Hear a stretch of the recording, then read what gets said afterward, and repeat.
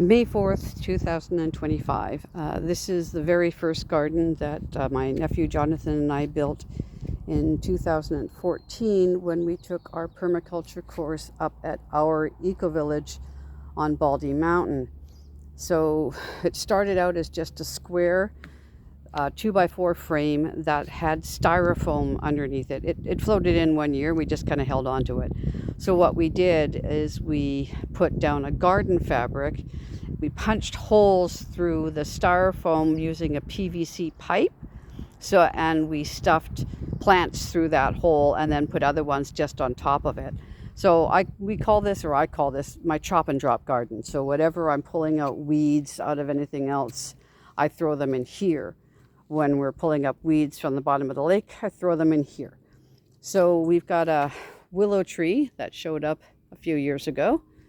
We have a poplar tree that I planted from a branch that broke off my poplar tree over there. So I just stuffed it through. I found one of the holes and I stuffed it through. Hardhack, lots and lots of hardhack because it's really easy to create and propagate. Another willow and another poplar tree. I've got a comfrey. Sorry, I'm shading it. There it is. There's a comfrey. Right there. Comfrey loves growing on a floating garden. I've got mosses behind it. I've got a couple of flowering plants on here. I'm thinking I might throw some sweet peas in. Lots of grasses. And my dogs come out here, as you can tell by the pathway that goes through the garden and out to the other floating garden, which is mainly grasses and water irises. And the dogs go out there to eat the grass. It's, I guess, really, really tasty because it's just sitting on water being luscious. So they go out there and eat that every day. Every day my dogs are out grazing on the floating gardens. Sometimes they come in here and they poop on the floating gardens and it just becomes fertilizer for the plants. It's quite phenomenal. They love the floating gardens. And so this is the first one. It's 2014, so it's 11 years old now. And I'd like to get some more comfrey. So if anybody has comfrey plants lying around their yard that they want to get rid of, because I know comfrey loves to propagate, if you have any, I would love to take them because I would love to start putting more comfrey plants out on the floating log booms. I have some comfrey plants out on the floating log booms, but I'd like more because their root system is beautiful and they're a water cleaner and they're healthy and I can use it for medicine. So the hardhack here has done remarkably well this year. I transplanted a big chunk of hardhack from my sister's side because she had a rock wall that had a hardhack growing through it. So we needed to get rid of the hardhack to save the rock wall because you can't rebuild them again because the CVRD won't allow us. So we have to, keep everything standing that we can. So we pulled out the hardhack last year and I brought the big clump over here and I just stuffed it on the garden.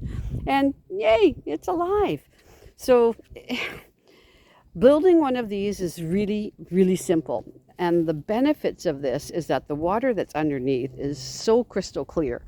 And it also has so many fish living under it. I regularly have bass fishermen coming in right past my shoreline, right past my wharf, and just parking their boat right there and fishing for all the fish that are underneath my gardens. It's really phenomenal, and it's pretty. Like when it goes into bloom, it's really pretty. Over there on that garden, I have a dogwood. So that's a red dogwood. Red dogwood is really easy to propagate. You just basically put it in the water and it'll grow. Really easy, and I have them all along my shoreline. So I just go shopping along my shoreline. But they're really pretty when they bloom, and they're really pretty when they turn in the fall. They go into this bright, brilliant red color, so it's really quite striking. So I'm really excited that the dogwood transplants so well. I've got a couple of little dogwoods on the floating log booms, waiting to see what they do. We got waves coming in. Somebody went past in a boat. So the log boom slows down the waves as they come through because they give it some resistance, and the waves slow down.